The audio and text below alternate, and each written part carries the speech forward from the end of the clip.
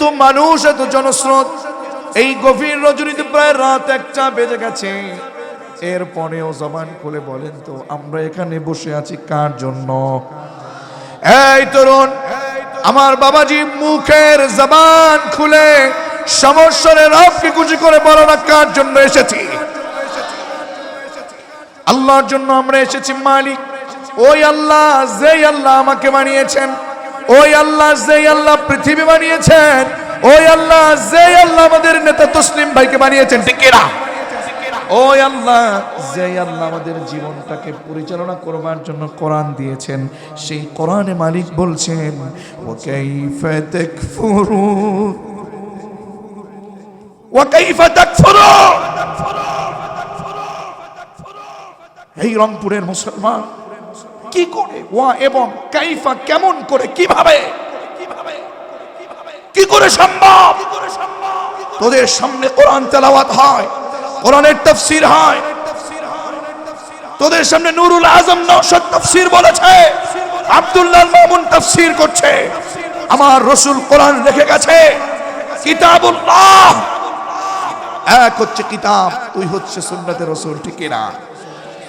কোরআনের তেলাওয়াত হচ্ছে, এরপরে কি করে তোরা আমি রবের প্রত্যেকটি বিধিবিধানকে অস্বীকার করছিস? আশরাফ, দিলওয়ার, আব্দুল কাদের, কি করে, কোন কারণে? আমার মালিক কত জায়গায় লিখেছেন ফাবিআইয়ি আলাই রাব্বিকুমা তুকাদ্দিবান। আমাদের চোখ দিয়েছে কে? জবান খুলে বল না তরুণ, চোখ দিয়েছে কে? মুখ দিয়েছে কে? এই হাত দিয়েছে কে? যেই মালিক তোকে চোখ দিল তরুণ, যেই মালিক তোকে হাত দিল, যেই মালিক তোকে শক্তি দিল, যেই মালিক তোকে সুস্থতা দিল, আমার বাবাজি কি করে আমরা তার নাফরমানি করি? আমাকে বলো, কি করে, কি করে আমরা তার নাফরমানি করি? কোরআন থাকার পরেও, কোরআন বলবার পরেও আলেম ওলামারা বলছে সুদ খাবে না, মালিক নিষেধ করেছেন। আলেম বলছেন ঘুষ খাবে না, মালিক নিষেধ করেছেন। আলেম বলছেন কোরআন বিরোধী কোন আন্দোলনে জড়াবে না, মালিক নিষেধ করেছেন। আলেম বলছেন কোরআনের কর্মী হয়ে যাও। আলেম বলছেন কোরআন দিয়ে কোরআন প্রতিষ্ঠার আন্দোলনে নেমে যাও। আলেম বলছেন কোরআন দিয়ে দিন বিজয়ের জন্য নেমে যাও। তারপরে তুমি কোন নেতার পেছনে ঘুরে, কোন নেতার সিস্টেম পেয়ে, কোন নেতার টাকা পেয়ে, কোন নেতার তুমি সুস্থ সিস্টেম তুমি তোমার ভিতরে ঢুকিয়ে নিয়ে কেমন করে তুমি রবের জমিনে বসে আল্লাহর সাথে গাদ্দারি করো? বিশ্বাস করো, মরতে দেরি তোমাকে জাহান্নামে নিতে দেরি করবে না। কথা বলো ঠিক না? আমার ভাইরা, খবরদার, শ্রদ্ধা নিয়ে বলছি, বড়দের উপরে শ্রদ্ধা নিয়ে বলছি, ভালোবাসা নিয়ে বলছি। আমরা আলেম বলে আপনাদের কাছে পরিচিত। আলেম এত সহজ জিনিস না, আলেম এত সহজ জিনিস না। আমরা কথা বলছি, ভয় করছি। নামের পেছনে মাওলানা লেখে, নামের পেছনে মুফতি লেখে, কত আলেম শেখ লেখে, কত ভাই আল্লাহ লেখে। মালিক যদি আমাকে মুফতি হিসাবে কবুল না করে, মালিক যদি আমাকে মাওলানা হিসাবে কবুল না করে, তাহলে আমি আব্দুল্লাহ মামুনের কারা করি মূল্য আল্লাহর জমিনে নাই। হায় হায়, কি অপরাধ করছি। আলেম সমাজে কম না বেশি? এখন অনেক বেশি হয়ে গেছে। সবাই সঠিক আলেম না, সবাই হক্কানি আলেম না। তাই বলে বলবো না যে আমি হক্কানি। আলেম 3 ধরনের। আলেম কয় ধরনের? জোরে বলুন, কয় ধরনের? 3 ধরনের আলেম। 1 নাম্বার হচ্ছে উলামায়ে দাওলা, রাষ্ট্রীয় আলেম। রাষ্ট্রের মধ্যে মদের লাইসেন্স হালাল করার জন্য, জিনা হারাম হালাল করার জন্য বিভিন্ন ভাবে তাদেরকে লালিত পালিত করে মদের পক্ষে লাইসেন্স দিয়ে দেয়। বিভিন্ন ভাবে বিভিন্ন হারাম কাজটাকে হালাল বানায় যাদের মাধ্যমে যাদেরকে রেখে তারা বানায়, ওই আলেম হক্কানি আলেম না। ওই আলেম হলো উলামায়ে দাওলা, রাষ্ট্রীয় আলেম, ঠিক কিনা? নাম্বার 2 উলামায়ে উম্মাহ। উলামায়ে উম্মাহ যেই দিকে উম্মত সেই দিকে আলেম, আছে না নাই? উম্মত যদি চায় মৃত্যুর পরে 3 দিনের খাবার খাওয়াতে হবে, সেদিকেও বলে ঠিক আছে। কথা বলেন না কেন? যদি বলে 41 করো, তাও বলে ঠিক আছে। উম্মত যেই দিকে আলেম সেই দিকে। হক্কানি আলেমের কাতারে পড়ে না এরা, জাতি কিংবা উম্মতের আলেম। 3 নাম্বার হলো কোরআন এবং সুন্নাহ থেকে তাফসীর পড়ে যতটুকুন পেয়েছি 3 প্রকারের 3 নাম্বার আলেম হলো উলামায়ে মিল্লাত, হক্কানি আলেম, ধর্মীয় আলেম। তারা যখন কথা বলে, কোন নেতা বাজার হলো, কোন রাষ্ট্রপতি বাজার হলো, কোন আমার ভাই বাজার হলো, আমার কোন সংগঠন বাজার হলো, সেই দিকে খেয়াল করে না। যখন কথা বলে জাতির জন্য কোরআন এবং সুন্নাহ দিয়ে বলে, জীবন যদি চলেও যায়, জীবন যদি চলেও যায়, যুগের পর যুগ কোরআনের তাফসীর করবার পরেও যুগ যুগ ধরে যদি লাল দেয়ালের মধ্যে আটকেও থাকা লাগে, তারপরেও নিজের জীবনটাকে উৎসর্গ করে দেয়, ঠিক না? এরা হলো ধর্মীয় আলেম, এরা হলো হক্কানি আলেম। যারা নেতা কি বলল, বাবা কি বলল, সেই দিকে ফলো না করে, যারা আল্লাহ এবং তার রসুলের কোরআন এবং সুন্নাহ ভিত্তিক আলোচনা করলো, জীবন বিধানটাকে মেনে নিল, কোরআনের আইন বাস্তবায়নের জন্য কাজ শুরু করে দিল, ওই আলেম হলো হক্কানি আলেম, ঠিক কিনা? এখন হুজুর আব্দুল্লাহ মামুন ভাই, আপনি হক্কানি আলেম কিনা? নুরুল আজম নওশাদ হক্কানি আলেম কিনা? আপনার এলাকায় অমুক আলেম হক্কানি আলেম কিনা? এইটার সার্টিফিকেট আমি দিতে পারবো না, তবে ইমাম তাইমিয়া রাহিমাহুল্লাহ কোরআন এবং সুন্নাহ এইগুলোকে অ্যানালাইজ করে বললেন, এই হক্কানি আলেম উলামায়ে মিল্লাত পাওয়া যায় 3 জায়গায়। জোরে বলেন, কয় জায়গায়? আরো জোরে, জোর হলো না। 3 জায়গায় পাওয়া যায়, একটু মিলান। আমি আমার বাপের কিংবা আমি আমার নিজের কিংবা দাদার কোনো কিস্সা কাহিনী বলে আপনার এখানে সময়কে নষ্ট করতে আসি নাই। আমি যতদিন পর্যন্ত এই চেয়ারটার হক আদায় করতে চেষ্টা করেছি, নিজেকে বুঝিয়েছি আব্দুল্লাহ মামুন, নিজেকে বুঝিয়েছি আমার প্রিয় নুরুল আজম নওশাদ ভাই, নিজেকে বুঝাচ্ছেন এই চেয়ার এটা বাপের চেয়ার না, কোনো নেতার চেয়ার না, এই চেয়ার হলো আমাদের কাছে আমানত, ঠিক কিনা? এই চেয়ার এটা আমাদের কাছে আমানত। আমানতের খেয়ানত করার কোনো ক্ষমতা আমি আব্দুল্লাহ মামুনের নাই। চিৎকার বলবেন, ঠিক কিনা? আমার বন্ধুগণ, 3 জায়গায় হক্কানি আলেম পাওয়া যাবে। নাম্বার 1, মাটির নিচে, কবরে। কোথায়? কবরে পাওয়া যাবে। ইমাম আবু হানিফা এখন কোথায়? মাটির উপরে না নিচে? আমরা সবাই প্রায় বলি আমরা হক্কানি আলেম ইমাম আবু হানিফা, ইমাম শাফিঈ, ইমাম বুখারী, তারা এখন উপরে আছে নাকি নিচে? নাম্বার 2 হক্কানি আলেম আর কোথাও পাবেন না। আল্লাহর জমিনে যদি পান, তাদেরকে জালেমদের জেলখানায় তাদেরকে পাওয়া যাবে।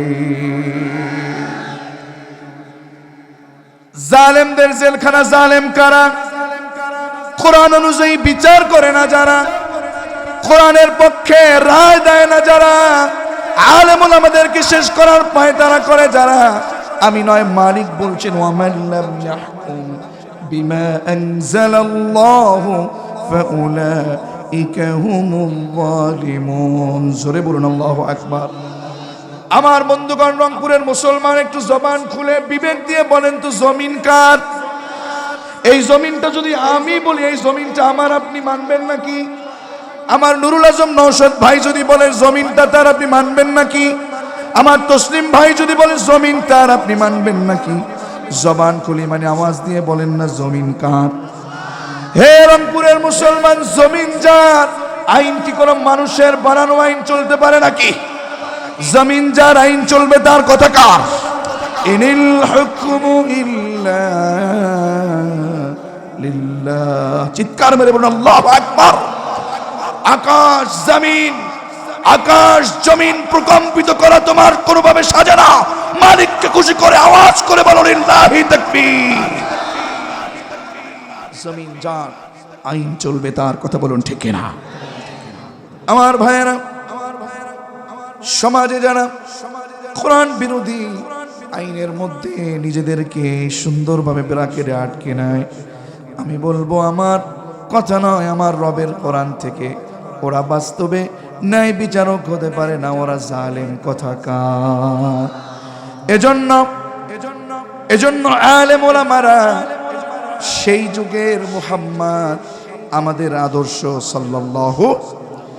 মুহাম্মদ সাল্লাল্লাহু আলাইহি ওয়াসাল্লাম যখন কোরআনের দাওয়াত শুরু করে দিলেন, ওয়ানযির আশীরাতাকাল আকরাবিন, আল্লাহ তাআলা অর্ডার করে দিলেন, ও মুহাম্মদ আনদির, আপনি সতর্ক করে দেন, ওয়ানদির আশীরাতাকাল আকরাবিন, আপনার চাচা আবু জাহেল, আবু লাহাব, আপনার চাচা আমির হামজা, আপনার যত নিজের কাছের মানুষ আছে, আপনার এলাকার নেতা আছে, ভয় পাবেন না, তাদের কাছে যান, আমি কোরআন দিয়েছি, আমার ওহী দিয়ে তাদেরকে সতর্ক করে দেন।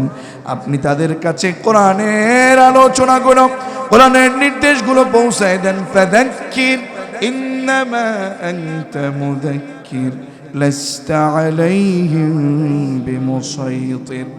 রাসূল, আপনি তাদেরকে এই মেসেজ পৌঁছায় দেন, জিকিরটা তাদের কাছে স্মরণ করায় দেন। রাসূল, আপনি দারোগা না যে আপনি তাদেরকে লাঠি পেটা করে মানাবেন, ওদের কাছে বলবেন, ওরা মানলে মানুক, না মানলে না মানুক। কথা বলেন ঠিক কিনা?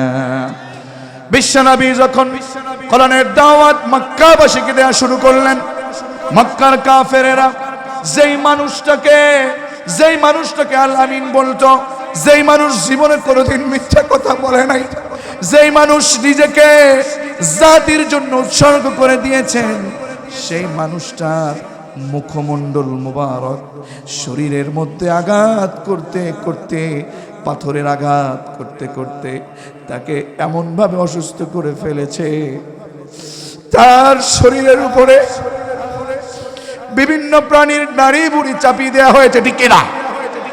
ইভেন তাকে জেলখানার মধ্যে ভরে ফেলা হয়েছে।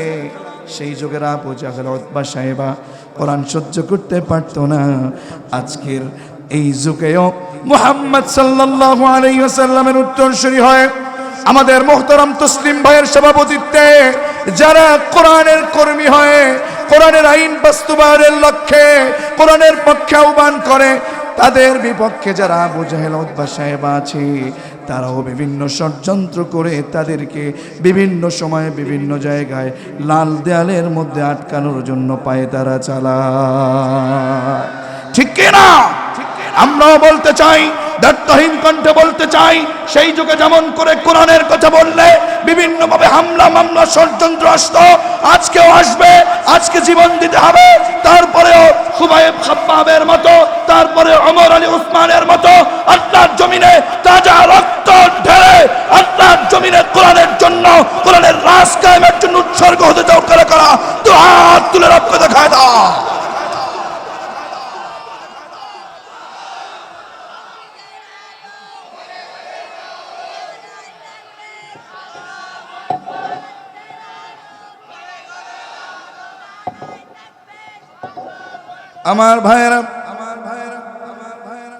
আমার ভাইয়েরা একটু বুঝতে চেষ্টা করেন, এটা আমার কথা নয়, এটা আমার কথা নয়।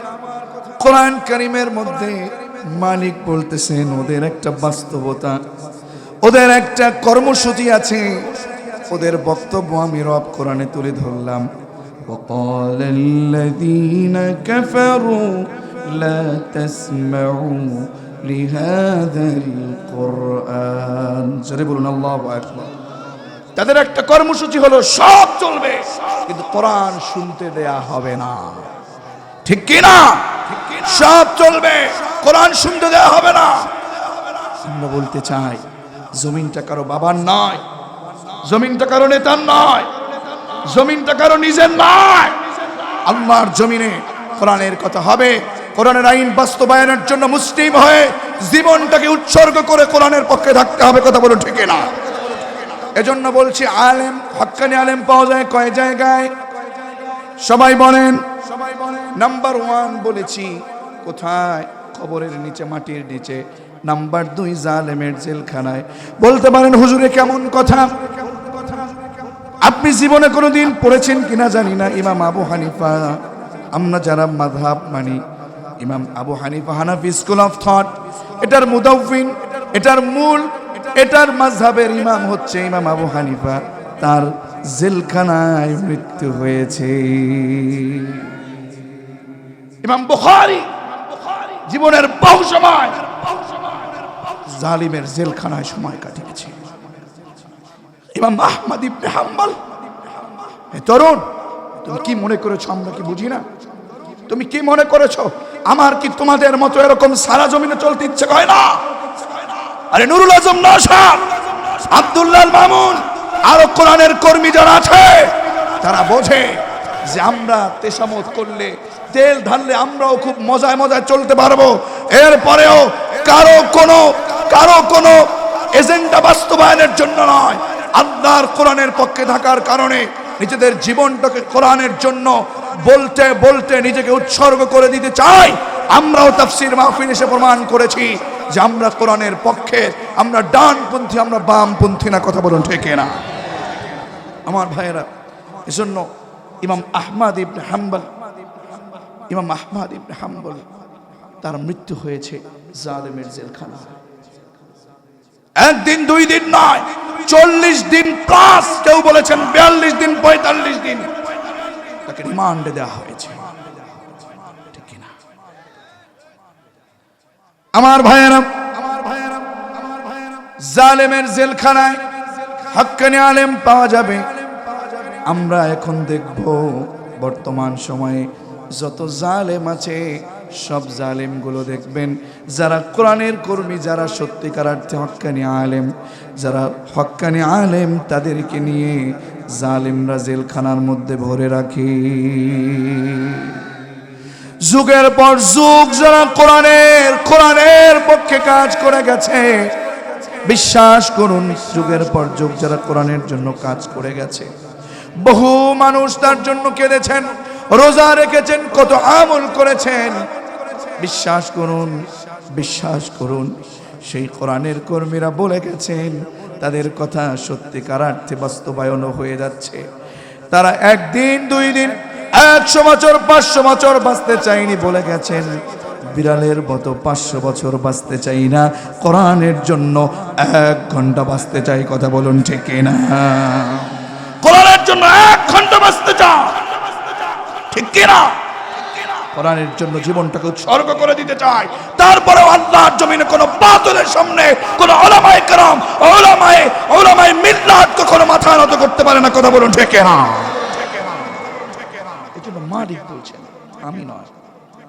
ওয়া কাইফা তাকফুরুন ওয়া আনতুম তুতলা আলাইকুম আয়াতুল্লাহ ওয়া ফীকুম রাসূল। কি করে, কেমন করে তোমরা তোমাদের সামনে কোরআনের তেলাওয়াত হয়, কোরআনের তাফসীর হয়, কোরআনের কথা বলা হয়, এরপরে কি করে তোমরা আল্লাহর আইন কিংবা আল্লাহর উপরে অস্বীকার করো? কি করে তুমি অস্বীকার করো বলো? তাহলে আলেম, হক্কানি আলেম পাওয়া যায় কয় জায়গায়? নাম্বার 2 জালেমের জেলখানায়। নাম্বার 3 ওই সকল আলেমেরা কারো তোষামত করে না। হক্কানি ওলামায়ে যারা উলামায়ে মিল্লাত যারা, 3 নম্বরে তাদেরকে দেখা যায় তারা থাকে জিহাদের ময়দানে। ঠিক কিনা? জিহাদের ময়দান কোথায়? শুধু লাঠি তরোয়াল নিয়ে, শুধুমাত্র লাঠি তরোয়াল নিয়ে জিহাদ করা লাগবে তা না। বর্তমান সময়ে মুহাদ্দিসিনে কেরাম, মুফাসসিরিনে কেরাম একমত হয়েছেন, বর্তমান সময়ে সবচেয়ে বেশি এগিয়ে যেই জিহাদের ময়দান, বর্তমান সময়ে জিহাদের ময়দান হচ্ছে যারা জুলুম করে, যারা বাতিল, যারা জুলুম করতে চায়, যারা নিষ্পেষিত করতে যায়, ষড়যন্ত্র করতে চায়, সেই জালেমের সামনে কোরআনের হক কথাগুলো নির্ভয়ে তাদের সামনে প্রচার করা, তাদের সামনে বলা হলো জিহাদের ময়দান। ঠিক কিনা?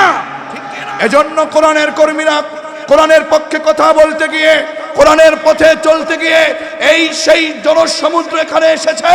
এরা দেখাচ্ছে আমরা কোনো বাতিলদের তোষামত করতে চাই না, আমরা কোরআনের জন্য উৎসর্গ হয়ে যেতে চাই, আমরা কোরআনের ময়দানে নিজের জীবনটাকে বিলীন করে দিতে চাই, আল্লাহর জন্য জীবনটাকে বিলীন করে দিতে চাই। কথা বলুন ঠিক কিনা? কারা কারা যে শুধু হাত তুলে রবকে দেখায় দেয়।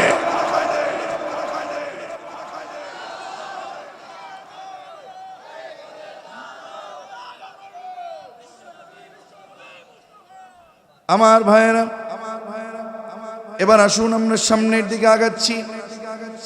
মালিক বললেন وَكَيْفَ تَكْفُرُونَ وَأَنْتُمْ تُتْلَى عَلَيْكُمْ آيَاتُ اللَّهِ। আল্লাহু আকবার। আরে ভাই কি করে আমরা আল্লাহর এই কোরআন পাওয়ার পরে, কোরআনের তেলাওয়াত পাওয়ার পরে কি করে আমরা আল্লাহর পথ থেকে বিমুখ হয়ে যাই? মালিক তো যখন গুনাহ করি তখন ডাকে ইয়া আইয়ুহাল ইনসান মা গররাকা বিরাব্বিকাল কারীম। এই কারীম রবের কোন কারণটা তোকে আল্লাহর পথ থেকে দূরে সরালো? বাপ হে মানুষ, আমি মাঝে মাঝেই বলি, কত তাফসীর থেকে শুনেছি পড়েছি।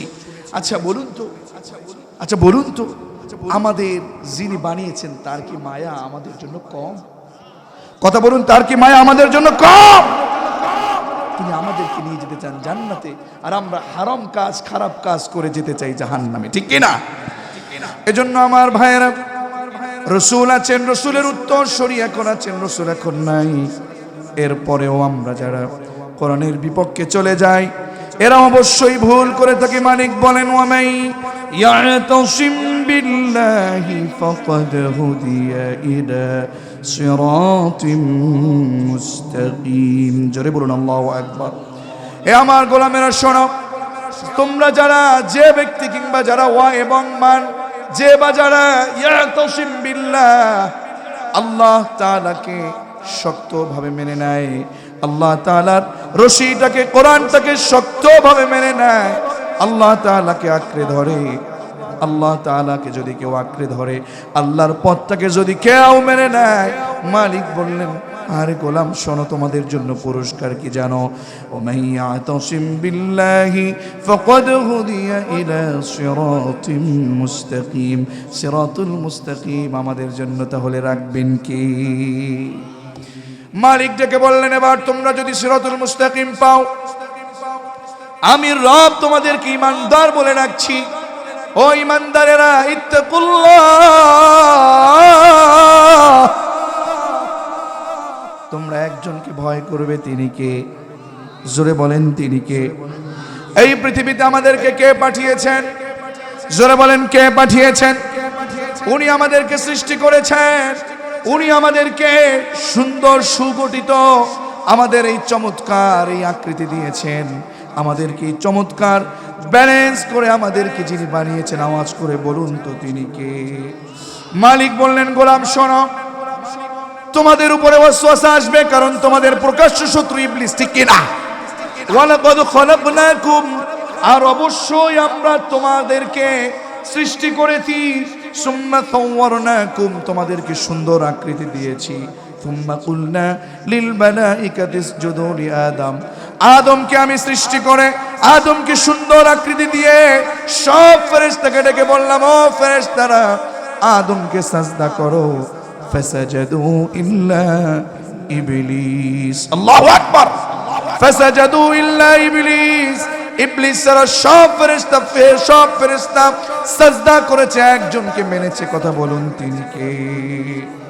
আল্লাহ তাআলা বললেন এই ইবলিসটা লাম ইয়াকুম মিনাস সাজিদিন, সিজদাকারীদের অন্তর্ভুক্ত ছিল না। ইবলিসকে প্রশ্ন করলো, হে ইবলিস, আল্লাহ ইবলিসকে প্রশ্ন করছেন। কে প্রশ্ন করছেন? জোরে বলেন কাকে? আল্লাহ ইবলিসকে প্রশ্ন করলেন, ক্বালা মা মানাআকা আল্লা তাসজুদা ইযা আমারতুক। একটু খেয়াল করো, এই তরুণ, নামাজ বাদ দিয়ে ঘুমিয়ে আছো, নামাজ বাদ দিয়ে বন্ধুদের সাথে আড্ডা করছো। আমি তো বলি ওই বন্ধু বন্ধু হতে পারে না যেই বন্ধু তোমাকে নামাজ থেকে ফিরিয়ে রাখে। কথা বলুন ঠিক না? ওই বন্ধু কি করে তোমার বন্ধু হয়? যেই বন্ধু তোমাকে মোবাইলের মধ্যে অবৈধ স্ক্রিন তোমাকে দেখায়, অবৈধ স্ক্রিন তোমাকে দেখায়, অবৈধ কোনো ধরনের সম্পর্ককে তোমার কাছে প্রকাশ করে, ওই বন্ধু তো বন্ধু হতে পারে। আমার বন্ধুগণ, নামাজ না পড়ে তুমি ঘুমিয়ে থাকো, দেখো ইবলিস আল্লাহ তাআলার একটা আইনকে অমান্য করে ইবলিস হয়েছে। যারা আল্লাহর কথা মানে, যারা সাজদা করে, তারা আদমের দলে, ফেরেশতাদের দলে, ঠিক কি না? আর যারা সাজদা করে না, তারা কাদের দলে? এত আপনাদের জনস্রোত যে আমি শেষ পর্যন্ত আপনাদেরকে দেখতে পাচ্ছি না। আল্লাহু আকবার বলেন। আমার বন্ধুগণ, আল্লাহ তাআলা ইবলিসকে সামনে দাঁড় করালেন, বললেন ক্বালা মা মানাআক আল্লা তাসজুদা ইযা আমারতুক। হে ইবলিস, আমি তোকে নির্দেশ দিলাম, আমি তোকে নির্দেশ দিলাম, আমি নির্দেশ দেওয়ার পরেও, আদেশ দেওয়ার পরেও কিসে তোকে আমার এই আদেশ থেকে, এই সাজদা করা থেকে তোকে বিরত রাখলো? প্রশ্নকার ইবলিসকে যখন এই প্রশ্ন করলো, ইবলিস উত্তর দিল ক্বালা আনা খায়রুম মিন। মালিক তুমি কি প্রশ্ন করলা আমাকে? কি প্রশ্ন করলা? ক্বালা ইবলিস, এটার ফাইল হচ্ছে ইবলিস। আনা খায়রুম মিন, আমি তো ওই আদমের চেয়ে শ্রেষ্ঠ। আদমের চেয়ে কি? ক্বালা আনা খায়রুম মিন, কি করে শ্রেষ্ঠ? তুমি জানো না? খলাকতানি মিন নার, আমাকে তুমি সৃষ্টি করেছো আগুন। কি দিয়ে? আপনারা বুঝতেছেন? যদিও ঘটনাটা জান, আমি কোরআন দিয়ে বলছি। খলাকতানি মিন নার, আমি একটা শিক্ষা বের করতে চেষ্টা করছি। খলাকতানি মিন নার, আমাকে তো তুমি আগুন দিয়ে সৃষ্টি করেছো, আমাকে আগুন দিয়ে বানানো হয়েছে। ওয়া খলাকতাহু মিন তিন, আদমকে তো কাদামাটি দিয়ে, মাটি দিয়ে তাকে বানিয়েছো। এই যে অহংকার করলো, আল্লাহর কাছে কি ভালো লেগেছে? আল্লাহ তাআলার জমিনে যারা অহংকার করে, এই ইবলিসকে আল্লাহ তাআলা অর্ডার করলো, ক্বালা, এটার ফাইল হচ্ছে আল্লাহ, ক্বালা ফাবিত, নেমে যা, আমার অর্ডার তুই অমান্য করেছিস, ফাবিত, নেমে যা, মিনহা, এখান থেকে নেমে যা। ফামা ইয়াকুনু লাকা আন তাতাকাব্বারা ফিহা, কি করে তোর এই অধিকার হলো? অহংকার করার অধিকার কি ইবলিসের ছিল? কথা বলুন, ছিল? আজকের জমিনে যারা অহংকার করে, আজকের জমিনে যারা অহংকার করে, যারা আলেম ওলামা কিংবা কোরআনের কর্মী যারা, তাদের বিপক্ষে যারা বলে আমরা সত্য আর কোরআন ওলারা মিথ্যা, কোরআনের আইন কিংবা দ্বীন প্রতিষ্ঠার আন্দোলন যারা করে তারা মিথ্যা, আমরা বলছি কোরআনের কর্মীদের ভাষায়, কোরআনের পাখিদের ভাষায় তোমরা উঠবা, নূর আজম নওশাদ উঠবা। কথা বলো ঠিক না? অহংকার করো, অহংকার করো না। মালিক যখন ধরবেন, মালিক যখন ধরবেন, ফেরাউন পালাতে চেয়েছিল, আবু জাহেল পালাতে চেয়েছিল, পালানোর গর্ত খুঁজে পাওয়া যাবে না, ঠিক কি না? আল্লাহ রাব্বুল আলামিন বললেন ফাখরুজ, বের হ, যা এখান থেকে, বের হয়ে যা, ইন্নাকা মিনাস সাগিরিন, সাগিরিনদের অন্তর্ভুক্ত, তুই জালেমদের অন্তর্ভুক্ত, তুই যা এখান থেকে, সরে যা। আজকের সমাজেও জালেম আছে না নেই? এই জালেম, এই ইবলিস আল্লাহর সাথে রাগ করে, আল্লাহর বিপক্ষে দাঁড়িয়ে, এই জালেম, এই ইবলিস আল্লাহকে এবার বলছে তুমি আমাকে বের করে দিলা, তোমার কত বড় সাহস, সুতরাং তোমার কাছে আমি অবকাশ চাই। আমাকে অবকাশ দাও, নি আমাকে ইলা ইয়াউমি ইউবাসুন, কিয়ামত পর্যন্ত আমি অবকাশ চাই। কি চাই? কিয়ামত পর্যন্ত আমি হায়াত চাই, অবকাশ চাই। আল্লাহ বললেন তাই নাকি? তোর অবকাশ লাগবে, যা।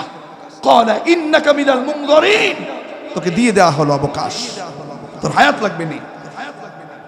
ক্বালা ফাবিমা আগাওয়াইতানি লাআকউদান্না লাহুম সিরাতাকাল মুস্তাকিম। শোনো মালিক, যেই কারণে আমাকে তুমি নামিয়ে দিলা, পথভ্রষ্ট করলা, যাদের কারণে করলা, আমি ওদের সঠিক পথে বসে থাকবো, আমি ওদেরকে ধোঁকা দিব, আমি ওদেরকে আক্রমণ করব। তুমি বলবা কোরআনের আইন বাস্তবায়নের জন্য আমি তাদের বিপরীতে আইন বানাই দিব। তুমি ওদেরকে বলবা কোরআনের পক্ষে কাজ করার জন্য আমি তাদের বিপক্ষে কাজ করাবো। এই কাজগুলো কার? ইবলিস যখন এই কথা বলল, ইবলিস বলতে শেষ করলো না, ইবলিস আরো বলল, আল্লাহ যেহেতু তুমি ওদের জন্য আমাকে পথভ্রষ্ট করেছো, শোনো আমি তাদের সামনে উপস্থিত হয়ে যাব, বিভিন্ন ভাবে তাদেরকে ধোকায় ফেলবো, বিভিন্ন ভাবে সুম্মা লাতিয়ান্নাহুম মিন বাইনি আইদিহিম, সামনে থেকে ওকে ওয়াসওয়াসা দিব, ওয়া মিন খালফিহিম, পেছন থেকে ওয়াসওয়াসা দিব, পেছন থেকে ওয়াসওয়াসা দিব, আর ওয়া আন আইমানিহিম, ডান থেকে, ওয়া আন শামাইলিহিম, বাম থেকে ওয়াসওয়াসা দেব। মালিক শোনো, এই চার দিক থেকে আমি ওয়াসওয়াসা দিয়ে বাম পথে ওদেরকে নিয়ে যাব, ওদেরকে সুদের পথে নিব, ঘুষের পথে নিব, অন্যায়ের পথে নিব। মালিক কেমন যেন মনে হয়, মুফাসসিরিনে কেরাম লিখেছেন, ওই শয়তানের বিবেক থেকে কিংবা জ্ঞান থেকে ভুলিয়ে দিল, চারদিক থেকে তুই আক্রমণ করতে চাস, চা। আমার গোলাম যদি আমার কাছে আরশের দিকে তাকিয়ে বলে, মালিক ভুল করেছি, জীবনে অনেক কোরআনের বিপক্ষে চলেছি, হারাম কাজ করেছি না, আর আপনার অমান্য করব না, আপনার অবাধ্য হব না, আজকে থেকে আমি মাফ চাই, আমি আপনার বাধ্য হতে চাই।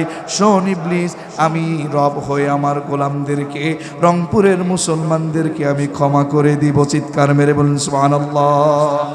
সুতরাং যারা অন্যায় করে, অপরাধ করে, যারা অহংকার করে, যারা সময় নির্ধারণ করে, যারা নামাজ বাদ দিয়ে অন্যায় অপরাধের পথে চলে, তারা বাস্তবিক পক্ষে সত্যের পক্ষের লোক নয়, তারা ইবলিসের পক্ষের লোক। কথা বলেন ঠিক কিনা? সুতরাং আমরা বলবো না আল্লাহর পথে, সিরাতুল মুস্তাকিমের পথে শয়তান যেহেতু বাধা হয়ে দাঁড়িয়েছে, আমরা শয়তানকে উপেক্ষা করে নিজের জীবনটাকে আল্লাহ এবং রাসূলুল্লাহর পথে আমরা অগ্রসর করতে চাই। কথা বলুন ঠিক কিনা? এই জন্য মালিক বলছেন, হে ঈমানদারেরা, হে বিশ্বাসীরা, ইত্তাকুল্লাহ, তোমরা ভয় করবে কাকে? দেখুন, আপনার কাছে মনে হয় যে আপনার কাছে টাকা আছে, আপনি বুঝি খুব মর্যাদাবান, আপনার কাছে অর্থ আছে, আপনি খুব বুঝি মর্যাদাবান। আমি একটু কালো, আপনি একটু সুন্দর, আপনার কাছে নিজেকে মর্যাদাবান মনে হয়। কথা বলেন না কেন? আল্লাহ তাআলা বলছেন, শোনো না, يا أيها الناس إنا خلقناكم من ذكر وأنثى وجعلناكم شعوبا وقبائل لتعارفوا إن أكرمكم عند الله أتقاكم। الله أكبر। কষ্ট হচ্ছে, শেষ করছি একটু সামনে গিয়ে। আল্লাহ তাআলা মানুষকে ডেকেছেন, হে মানব মণ্ডলী, ও ম্যানকাইন্ড, হে মানব মণ্ডলী, শোন, ইন্না খলাকনাকুম, নিশ্চয় তোমাদেরকে আমি আল্লাহ তাআলা বানিয়েছি। আমাদেরকে বানিয়েছে কে? জোরে বলুন। মিন যাকারি ওয়া উনসা, একটা নর এবং একটা নারী থেকে আমাদেরকে কে সৃষ্টি করেছেন? ওয়া জাআলনাকুম শুউবা ওয়া ক্বাবাইলা লিতাআরাফু, বানিয়ে আমাকে এখানে পাঠিয়েছেন, আরেকজনকে সেখানে পাঠিয়েছেন, আমার নুরুল আলম নওশাদ ভাইকে পীরগাছায় পাঠিয়েছেন, বিভিন্ন গোত্র জাতিতে তিনি বিভক্ত করে দিয়েছেন, যাতে আমরা একে অপরের মাঝে পরিচিত হতে পারি। এই চমৎকার আয়োজন, এই চমৎকার সিস্টেমের মালিক কে? এবার মালিক বললেন, তুমি অনেক সুন্দর, তাই তোমাকে অনেক মর্যাদাবান মনে হয়, তুমি অনেক টাকাওয়ালা, তাই যে টাকাওয়ালা নয় তার উপর তোমার মর্যাদাবান মনে হয়। দেখুন, আল্লাহ বলছেন না, কালো ব্যক্তির উপরে সুন্দর ব্যক্তির মর্যাদা নয়, আমি রবের কাছে মর্যাদাবান হলো ওই ব্যক্তি, ইন্না আকরামাকুম ইনদাল্লাহি আতকাকুম, যার ভিতরে তাকওয়া আছে। বলেন আল্লাহু আকবার। একজন কালো ব্যক্তি ছিল, ইসলাম গ্রহণ করার পূর্বে মাত্র তার 6 দিরহাম দাম ছিল। কয় দিরহাম? বলেন। 6 দিরহাম দাম ছিল। ইথিওপিয়া থেকে আগত একটা কালো মানুষ, দেখতে অসুন্দর, দেখতে ভালো ছিল না, নাকটা বোচা, নাম ছিল হযরতে বিলাল রাদিয়াল্লাহু তাআলা আনহু। তার মর্যাদাটা কত? এটা বলে আমি সামনের দিকে শেষ করতে চাই। হযরত বেলাল রাদিয়াল্লাহু তাআলা আনহু কত বড় দামি মানুষ ছিলেন। দুনিয়ার মানুষের কাছে দেখতে কালো, চুলগুলো এদিক সেদিক নাড়ানো, ঠোঁটটা ঝোলা, নাকটা বোচা, দাঁতগুলো এলোমেলো, এইরকম করে বানিয়েছে কে? একটু বোঝার চেষ্টা করুন না। মর্যাদা কোথায় যায়? বিশ্বনবী সাল্লাল্লাহু আলাইহি ওয়াসাল্লাম তিনি যখন মেরাজে চলে গেছেন, মেরাজে গিয়ে আহারে কত কঠিন কথা। মেরাজ থেকে ফিরে এসে বললেন, ও বেলাল তুমি এদিকে আসো, তুমি আমাকে বলো তোমার এমন কি আমল আছে যেই আমলের কারণে আমি রাসূল তোমার পায়ের ধ্বনি সেই যে মেরাজে গিয়েছি সিদরাতুল মুনতাহা থেকে আরশ মহল্লা পর্যন্ত তোমার কণ্ঠ আর পায়ের ধ্বনি শুনেছি। হযরত বেলাল বললেন, ও রাসূল আপনি তো আমার সব আমল জানেন, আমার নতুন কোনো আমল নাই, আমার একটা আমল হয়তো আছে। আমি যখন ওযু করি, ওযু করে সাথে সাথে 2 রাকাত নামাজ পড়ি, আল্লাহর ভয়ে 2 রাকাত নামাজ পড়ি, কখন যেন মরে যায়। বিশ্বনবী ডেকে বললেন, ও বেলাল শোনো শোনো, এই নতুন একটা আমল তুমি করছো, খবরদার আজ থেকে তুমি এই আমলটার জীবনে কোনোদিন ছাড়বে না। আল্লাহু আকবার। ভিতরে ভয় থাকলে তার সম্মান বাড়ায় দেয় কে? কালো কিংবা সুন্দরে কোনো মর্যাদা হয় না। বিশ্বনবী সাল্লাল্লাহু আলাইহি ওয়াসাল্লাম মসজিদে নববীতে বসা, বেলালের কণ্ঠ তেমন ভালো ছিল না, বেলালের কণ্ঠ তেমন ভালো ছিল না, কথা তেমন ভালো বলতে পারতো না, জিহ্বাটা একটু ছোট ছিল। সাহাবায়ে কেরাম বললেন, ইয়া রাসূলুল্লাহ ইয়া হাবিবাল্লাহ, মসজিদে নববীর ইমাম পৃথিবীর কোনো মানুষ না, সবচেয়ে শ্রেষ্ঠ মানুষ যিনি আপনি হলেন মসজিদে নববীর ইমাম। আপনি নামাজ পড়ান, আমরা নামাজ পড়ি, আপনি রাষ্ট্র পরিচালনা করেন, আমরা আপনার গোলাম হয়ে কাজ করি, রাষ্ট্রের পক্ষে কাজ করি আপনার জন্য, কোরআনের জন্য। ইয়া রাসূলুল্লাহ ইয়া হাবিবাল্লাহ, কিন্তু আমরা মসজিদে নামাজ পড়তে আসি, সালাত আদায় করতে আসি, বেলাল আজান দেয় ভালো কথা, কিন্তু ওর আজানটা শুদ্ধ হয় না, সিনকে সিন বলতো, যখন আশহাদু বলা লাগে আশহাদু বলতো। ইয়া রাসূলুল্লাহ ইয়া হাবিবাল্লাহ, আমরা সবাই মিলে চাই একজন ভালো কণ্ঠওয়ালা, ভালো তেলাওয়াত করে, সুন্দর বিশুদ্ধ তেলাওয়াত করতে পারে এমন একজন লোককে আমরা মুয়াজ্জিন হিসাবে নিযুক্ত করতে চাই। বিশ্বনবী সাহাবীদের কথা ফেলে দিতে পারলেন না। বিশ্বনবী সাহাবীদের সকলের পরামর্শের ভিত্তিতে একজন মুয়াজ্জিন নিযুক্ত করে দিলেন। মুয়াজ্জিন যখন নিযুক্ত করে দিলেন, বেলালকে ডেকে বললেন, ও বেলাল আগামী ওয়াক্ত থেকে, আগামী ফজর থেকে তুমি আর আজান দেওয়ার জন্য মসজিদে আসবে না, নামাজ পড়তে এসো। খুব সংক্ষেপে বলছি, সাহাবায়ে কেরাম তাহাজ্জুদ সালাত পড়তে এসে কিছু মানুষ মসজিদে নববীর আশেপাশে ঘুমাচ্ছিল, সেখানে ঘুমাচ্ছিল, সালাত আদায়ের জন্য তাহাজ্জুদের জন্য দাঁড়িয়ে গিয়েছেন। যারা এখনো মক্কা মদিনায় যান, তাহাজ্জুদের গুরুত্বটা অনেক বেশি, সেখানে এখনো 2টা আজান হয়, একটা হলো তাহাজ্জুদের জন্য আজান, ঠিক কিনা, আর একটা হলো ফজরের জন্য আজান। সাহাবায়ে কেরাম তাহাজ্জুদে দাঁড়ায় গেলেন। কিছুক্ষণ পরে সুবহে সাদিক অনুমান করে নতুন মুয়াজ্জিন আজান দেয়া শুরু করলেন।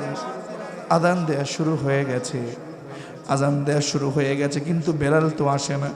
বেলালের আজান মদিনার উপকণ্ঠে আর বাজে না। হঠাৎ করে জিবরাইল এসে গেছেন।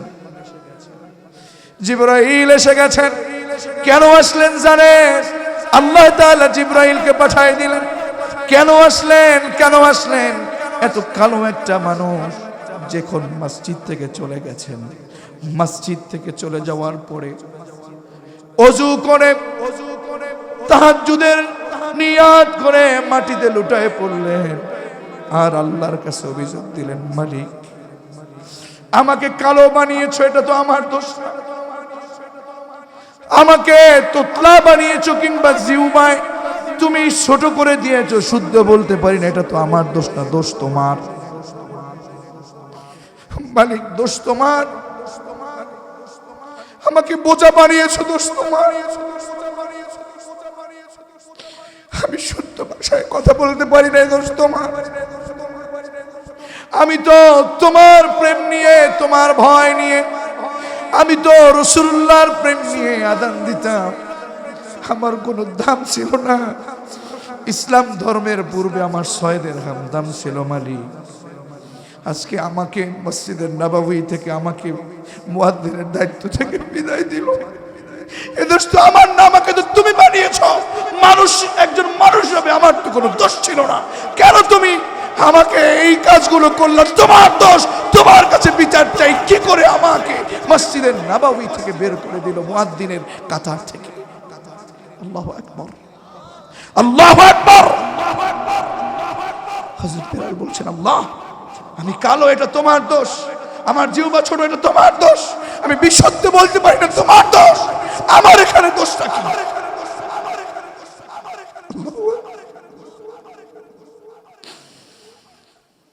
আল্লাহু আকবার। মালিক জিবরাইলকে পাঠিয়ে দিলেন রাসূলের কাছে। ইয়া রাসূলুল্লাহ, ইয়া হাবিবাল্লাহ, ইয়া রাসূলুল্লাহ, মসজিদে নববীতে আযান হয় না কেন? বলে কি বলছো? মসজিদে নববীতে তো ফজরের আযান হয়ে গেছে। সকাল হচ্ছে না যে এখন? টের পাচ্ছেন না? ইয়া রাসূলুল্লাহ, বিলাল যখন মসজিদে নববীতে আযান দেয়, আমার আল্লাহর আরশ পর্যন্ত আযানের শব্দ পৌঁছে যায়। সেই আযানের শব্দ পেয়ে আরশের সেই ফেরেশতারা এবং বাইতুল মামুরের ফেরেশতারা বিলালের আযান শুনে সেখানে সালাতের জন্য দাঁড়িয়ে যায়। আল্লাহর রাসূল বিলাল কাঁদতেছে এখনো, আল্লাহকে দোষারোপ করছে রাসূল। বিলালকে তাড়াতাড়ি আযান দিতে বলেন মসজিদে নববীতে। মসজিদে নববীতে ফজরের আযান যদি দ্বিতীয়বার হয় হোক, কিন্তু বিলালের আযান না দিলে কিয়ামত পর্যন্ত এরকম রাত থেকে যাবে। বিলালের ভিতরে যে তাকওয়া আছে, ওর যে কান্না, ওর যে আল্লাহর উপরে ভয়, ওর যে আযান, এই আযান না হলে কিয়ামত পর্যন্ত এরকম রাত থেকে যাবে, কিন্তু সুবহে সাদিক ঘটবে না। আল্লাহু আকবার। আমার বন্ধুগণ, মানুষ সম্মানিত, মানুষ সম্মানিত টাকা দিয়ে, সৌন্দর্য দিয়ে হয় না। মানুষের ভিতরে যদি তাকওয়া থাকে, সেই তাকওয়ায় আল্লাহ তাআলা মানুষকে সম্মান, মর্যাদা, ইজ্জত বৃদ্ধি করে দেন। কথা বলেন ঠিক না? তো আমার ভাইয়ের, আমি সামনের দিকে আগাচ্ছি খুব অল্প সময়ের জন্য। এত রাত, প্রায় 1টা বেজে যাচ্ছে। 1:20 বেজে গেছে। সুবহানাল্লাহ। এত মানুষ 1টার পরেও বসে থাকে। আমার বিশ্বাস হয় না, আমার বিশ্বাস হয় না যে এরা অন্য প্রোগ্রামের জন্য বসে থাকবে। শুধুমাত্র কেবলমাত্র আল্লাহর কোরআনের জন্য বসে আছে। কথা বলেন ঠিক না? আমার বন্ধুগণ, এজন্য তাকওয়া মুখের কথা, আর আমরা শুধু বলি হাক্কা তুকাতি, যেমন করে ভয় করা উচিত না।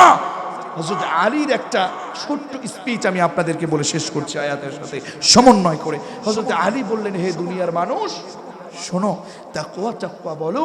তাকওয়া শুধুমাত্র ওই রকম তুমি মুখে বললে হবে না। তাকওয়া হচ্ছে 4 জিনিসের নাম। কয় জিনিসের নাম? সবাই বলেন, এটা মুখস্থ করে যাবেন, পারা যাবে ইনশাআল্লাহ। হযরত আলী বললেন, হে দুনিয়ার মানুষ, আত-তাকওয়া হিয়া খাউফুম মিনাল জালিল ওয়াল আমালু বিত-তানজিল ওয়াল কনাআতু বিল কলিল والاستعداد ليوم الرحيل